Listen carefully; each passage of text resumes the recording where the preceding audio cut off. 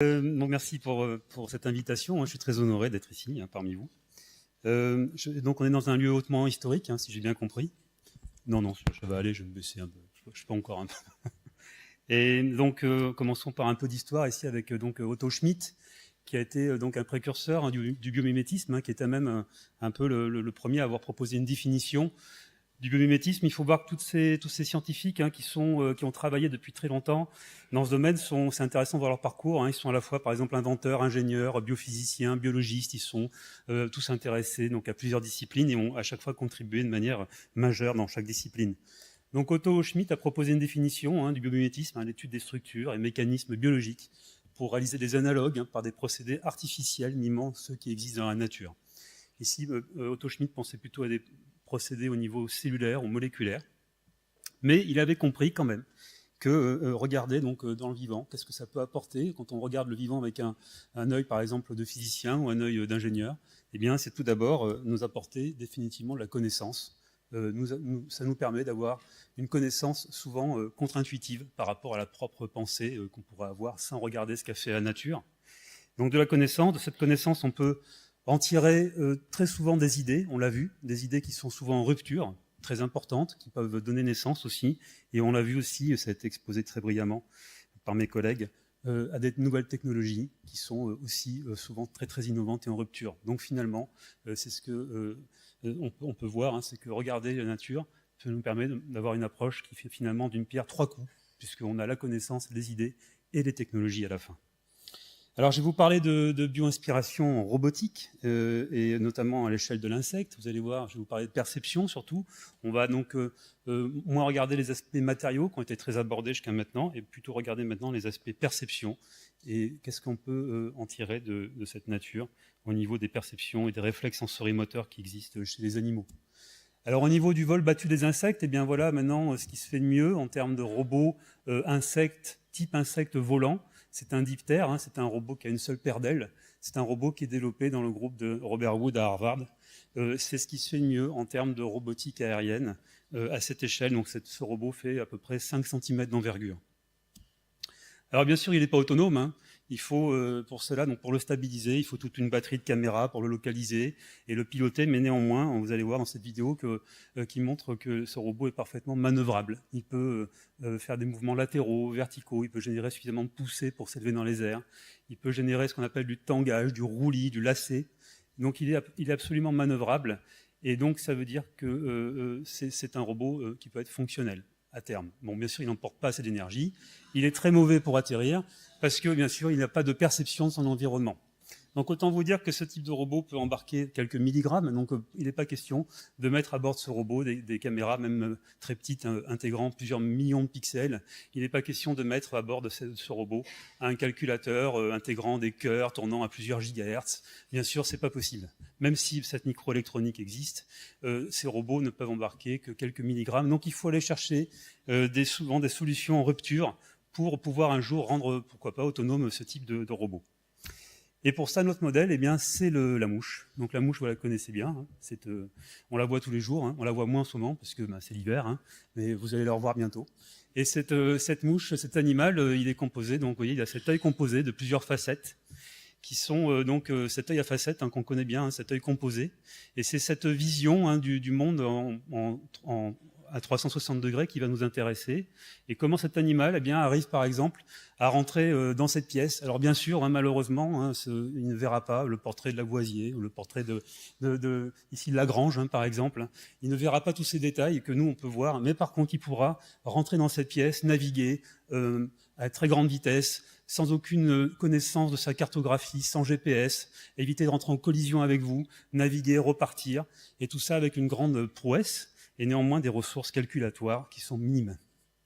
Donc il existe des trucs, il existe des mécanismes sensorimoteurs fins, extrêmement intelligents, qui sont câblés à l'intérieur de la tête de cet animal, donc à l'intérieur du cerveau de cette mouche.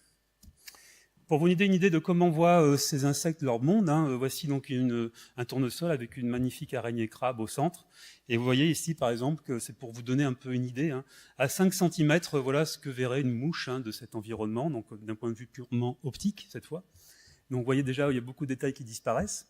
on distingue encore l'araignée au centre, et puis à 10 cm, il ne reste plus que ça de l'image, et à 15 cm, voilà ce qui reste.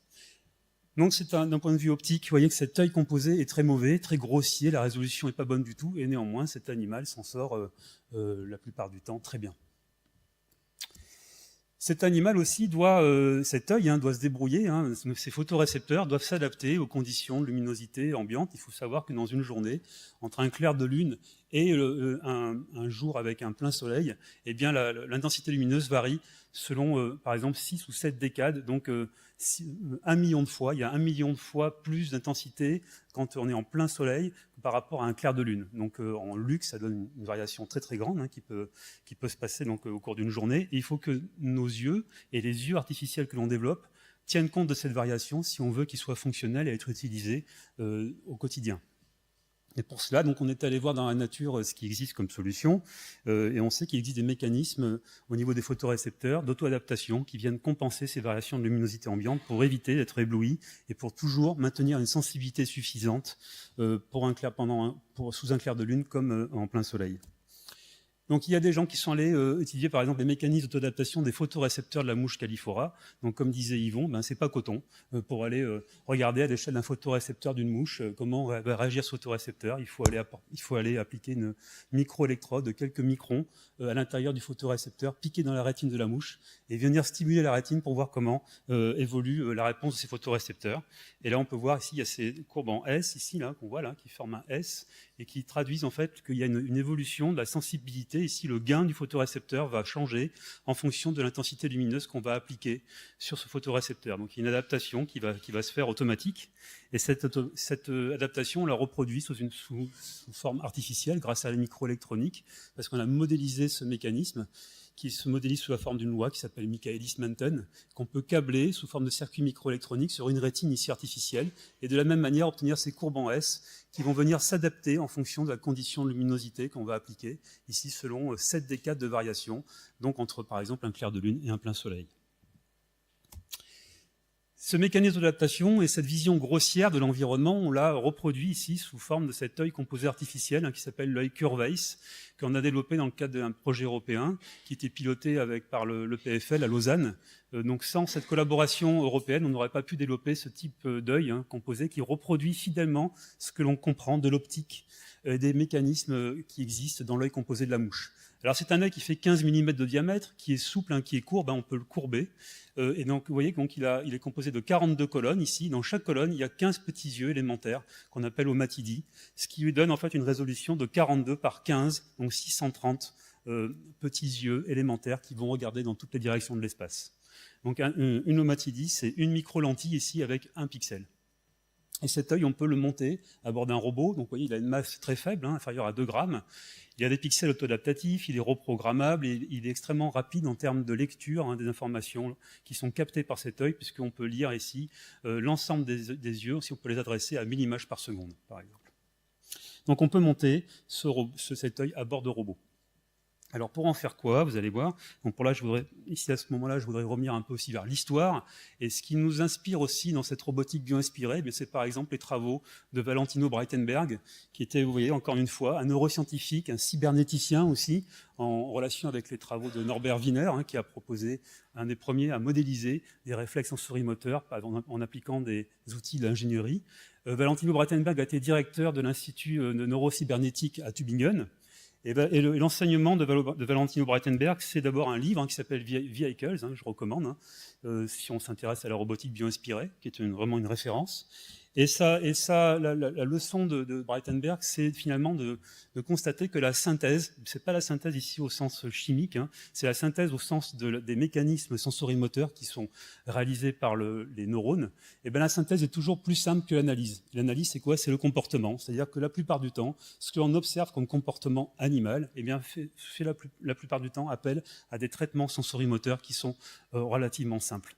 Et ça, c'est l'enseignement de Breitenberg. Et ces traitements sensorimoteurs, on peut les appliquer, les mettre en œuvre sur des robots. Et Breitenberg a proposé des lois très simples pour mettre en relation des actionneurs avec des capteurs et montrer qu'on peut, par exemple, obtenir très rapidement, très simplement, un comportement d'un robot peureux ou d'un robot qui va être attiré par quelque chose, ou un robot agressif, en mettant en œuvre des relations entre capteurs et actionneurs qui sont très simples. Alors l'œil composé dont je vous ai parlé, il va servir à quoi? Eh bien, on sait que l'œil de la mouche, par exemple, permet de mesurer le flux optique. Le flux optique, c'est quoi? Ça, c'est une vidéo qui a été prise par un drone dans un jardin. Eh bien, le flux optique, c'est le défilement de ces objets, là, vous voyez ici, donc de ces fleurs au premier plan, et de tous les objets qui sont dans l'environnement. Et vous voyez qu'ici, au premier plan, les fleurs défilent très vite, beaucoup plus vite que les arbres qui sont au fond de l'environnement. Et pourquoi? Parce que ce défilement ici des objets, qui défilent donc sur la caméra, sur la rétine de l'œil de la caméra ici, eh bien, sont soumis à la loi du flux optique. Et on voit que donc les objets proches défilent beaucoup plus vite. Donc il y a une information de distance qui est implicite dans cette vitesse de défilement des objets. Donc si on est capable de mesurer ces vitesses de défilement, on peut remonter indirectement à la distance aux objets et ainsi les éviter. Donc les objets proches vont défiler très rapidement, les objets lointains, donc qui ne sont pas des dangers, a priori, défileront très lentement sur la rétine. Alors imaginons que si on va se mettre dans la peau d'une mouche, par exemple ici, vous voyez cette mouche-là qui avance à une certaine vitesse V, et puis on est dans la peau d'une mouche et on va essayer d'éviter d'entrer en collision avec Yvon le Mao, c'est quand même la moindre des choses. Donc pour faire ça, eh bien, il va falloir qu'on mesure certains paramètres, donc on se déplace dans cette direction, et donc Yvon va défiler sur notre œil dans la direction opposée, mais avec le même signe, la même vitesse. On va regarder dans une direction ici qui est notée θ, et puis très simplement, on peut écrire des relations géométriques et dire que voilà, le flux optique, c'est une vitesse angulaire ici, qui est le ratio, en fait, la division entre la vitesse d'avance, la distance qui nous sépare d'Yvon, et tout ça est pondéré par la direction de visée, ce qui fait que si on regarde en fait dans notre direction d'avance, eh bien le flux optique est nul, et si on regarde complètement à l'aplomb, à 90 degrés, le flux optique est maximum. Donc vous voyez que dans cette relation, si vous êtes capable de mesurer le flux optique, ce qui est capable de faire la mouche, ce que nous sommes capables de faire, eh bien, en fixant par exemple notre vitesse d'avance, nous allons avoir une variation de flux optique qui peut être due à une variation de la distance aux objets qui nous entourent. Et c'est comme ça qu'on s'en sort, vous voyez, avec une loi qui est relativement simple. Et c'est comme ça qu'on peut avoir des stratégies d'évitement d'obstacles. C'est ce que l'on a mis en place, par exemple, sur le robot, développé par des collègues dans l'équipe. Donc c'est un robot qui est monté au bout d'un bras, ici, qui peut s'élever dans les airs, faire du suivi de relief automatiquement, grâce à l'œil Curvace, ici, qui regarde en direction du sol et en direction du plafond. Il voit défiler les contrastes ici sur son œil, et grâce à la loi du flux optique, eh bien, est capable d'éviter de rentrer en collision avec des variations de relief. Tout ça sous différents niveaux d'éclairage. Vous voyez, ici, il fait très sombre, comme ici, il peut faire un éclairage beaucoup plus clair. Donc voilà, c'était l'œil ici, l'œil Curvace qui était monté à bord du robot. Alors il existe aussi d'autres trucs développés dans la nature, si je puis dire.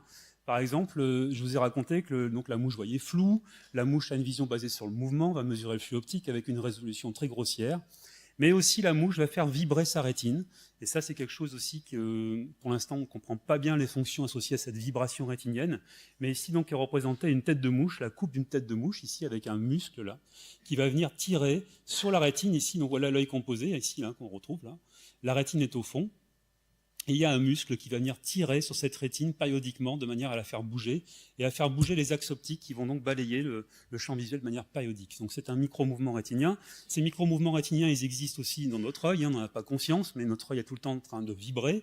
Pour autant, on ne perçoit pas l'environnement tout le temps en train de bouger. Donc il y a des mécanismes qui nous permettent, qui stabilisent notre vision, mais néanmoins notre œil vibre en permanence. Et bien là, c'est pareil, la rétine va vibrer en permanence, et ces micro-mouvements, on les a reproduits sur des capteurs bio-inspirés, ici comme l'œil Curvace, par exemple, de manière à essayer de comprendre à quoi ils servent. Et ici, vous voyez, donc, on applique un mouvement de vibration à l'œil composé Curvace. Ici, c'est un mouvement à 50 Hz, 50 fois par seconde. C'est un micro-mouvement de quelques degrés, obtenu avec un mécanisme assez simple, qui est un excentrique mécanique. Donc ici, c'est ralenti 20 fois.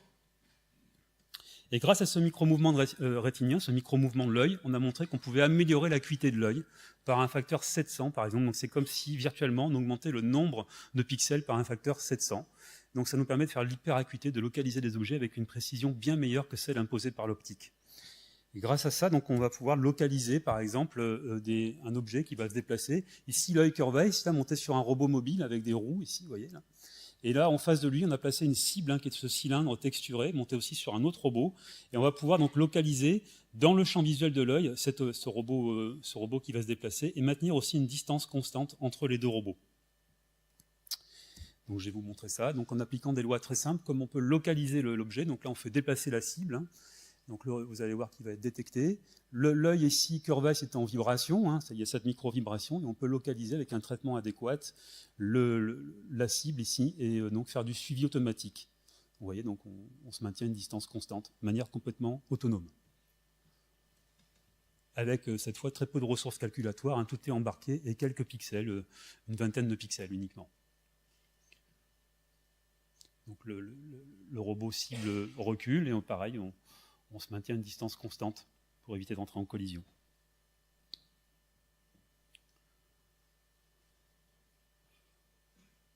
Donc ça, ce sont des robots qui n'ont pas d'application directe, ce sont des robots qui sont des incarnations technologiques, des principes que l'on comprend de la nature. Alors vous allez me dire, chez la mouche, qu'est-ce qui se passe? Eh bien, chez la mouche, il existe le même type de réflexe où on peut déclencher le réflexe de poursuite de la mouche femelle par la mouche mâle en la trompant. C'est une histoire assez terrible puisque on peut faire passer en fait dans le champ visuel de la mouche mâle non pas une vraie femelle mais juste un petit point qui peut être juste une bille verte. Et si cette bille se déplace à la bonne vitesse et à la bonne taille, on va déclencher le réflexe de poursuite. Et là, ça va être une grande déception pour le mâle qui va penser en fait poursuivre une mouche femelle et qui au dernier moment va se rendre compte que c'est malheureusement une simple bille en plastique verte. Mais néanmoins, vous allez voir qu'il est capable de revenir aussi parce que la mouche mâle quand même est assez stupide, n'a pas beaucoup de mémoire et puis peut revenir plusieurs fois. Et c'est ça qui nous intéresse justement, c'est qu'il y a très peu d'apprentissage et qu'on peut déclencher ces réflexes très souvent. Donc voilà, on a une arène ici. Donc voilà la mouche mâle en question qui va traquer ici, qui va venir donc se poser sur cette bille qui considère être une mouche femelle. Et vous voyez, donc il va donc la poursuivre, se poser, et puis se rendre compte que ce n'est pas une mouche femelle, et puis après revenir de nouveau. Et donc là, on peut, grâce à un système de caméra, localiser la mouche, la cible. On peut même regarder dans la trajectoire ici finale d'approche avec une fibre optique comment se comporte la mouche. On est en train d'améliorer ici l'image avec une autre fibre optique. Là, pour l'instant, l'image est assez grossière, mais on peut améliorer la résolution. Donc, ce qui nous intéresse ici, c'est les réflexes sensorimoteurs qui sont en charge de réaliser ce comportement de poursuite. Quelles sont les stratégies utilisées par la mouche mâle pour poursuivre et intercepter ici la femelle. C'est une collaboration avec l'Imperial College à Londres et le professeur Holger Krapp. Donc voilà, ici, donc c'est les trajectoires historiques qui ont été enregistrées ici par Mike Land et Tom Collett dans les années 75. En fait, la mouche mâle est ici en bleu, la mouche femelle est en rouge. Et vous voyez que quand la mouche femelle ici passe de la gauche vers la droite, la mouche mâle ici se maintient à une distance constante. Quand la mouche femelle se rapproche du mâle, eh bien le mâle se recule pour maintenir toujours à chaque fois une distance constante par rapport à la femelle. Donc c'est un comportement vraiment très systématique. Il existe donc des réflexes chez la mouche qui permettent donc à l'animal de se maintenir à une distance constante dans les phases de poursuite. Et c'est ce type de trajectoire, on les a reproduits sur notre robot, tout à l'heure que je vous ai montré, donc en faisant déplacer la cible ici selon une trajectoire très similaire à celle observée par Collett et Land. Et vous voyez ici qu'avec notre robot, là, équipé de la Curvace vibrant, eh bien, on peut obtenir des trajectoires, donc ici notre robot, je vais dire un robot mâle, très similaire à ce qu'on a observé chez la mouche. Ce qui veut dire que là, on peut donc proposer un modèle aussi du comportement de la mouche grâce donc à nos robots. Je vais finir, alors malheureusement nous allons faire un peu une petite infidélité à la mouche. Je vais vous parler pour finir de la fourmi, puisque c'est un sujet de recherche qui démarre dans l'équipe. La fourmi du désert, qui a été largement étudiée maintenant notamment par Rüdiger Wenner depuis plusieurs années. Ici c'est une trajectoire de cette fourmi. C'est une fourmi qui sort, qui est dans le désert tunisien, un désert rocailleux. C'est une fourmi qui sort en pleine journée, il fait plus de 40 degrés, qui sort de son terrier et qui va aller explorer son environnement pour chercher un peu de nourriture. Donc elle sort en pleine journée, il fait très très chaud, les phéromones ne marchent pas. Donc cette fourmi, vous voyez, elle va sortir ici, va avoir un comportement d'exploration un peu aléatoire. Et au moment où elle a trouvé un peu de nourriture, elle revient tout droit au nid.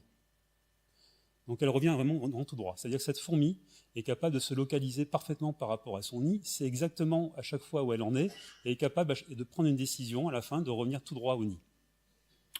c'était ce qu'on appelle le comportement de homing en anglais, de rentrer au nid automatique. Et autant vous dire que c'est quand même très mystérieux. Donc quand Vénère a étudié cette fourmi, bien sûr, il s'est demandé mais comment ça marche, comment c'est possible. Donc ça veut dire que pour que ça fonctionne, il faut que cette fourmi soit capable de mesurer la distance qu'elle parcourt, et il faut aussi que cette fourmi se localise par rapport à un cap, donc elle ait une boussole. Il n'y a pas bien sûr de magnétomètre chez la fourmi, il n'y a pas de boussole magnétique. Donc comment ça fonctionne? Eh bien on sait maintenant que la fourmi se localise par rapport au pattern de lumière polarisée qui existe dans le ciel.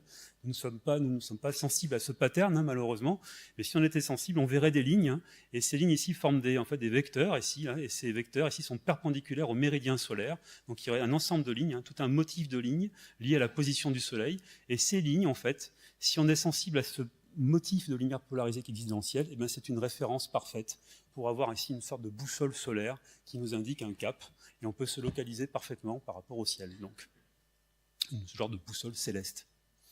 Donc là, il y a une zone dans l'œil composé de la fourmi, qui est une aire dorsale marginale, hein, qui s'appelle dorsal rim area, DRA en anglais, qui permet à la fourmi d'être sensible à ces motifs de lumière polarisée.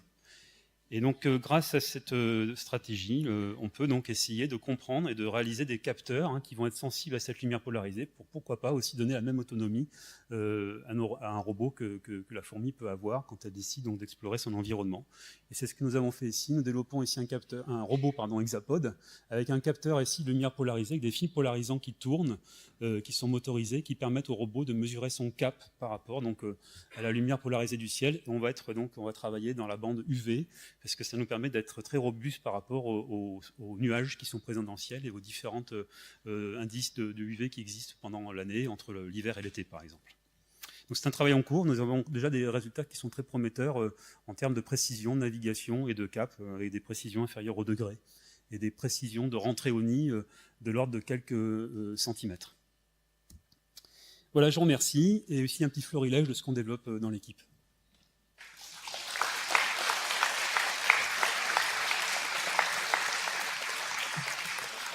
Merci pour ce très bel exposé.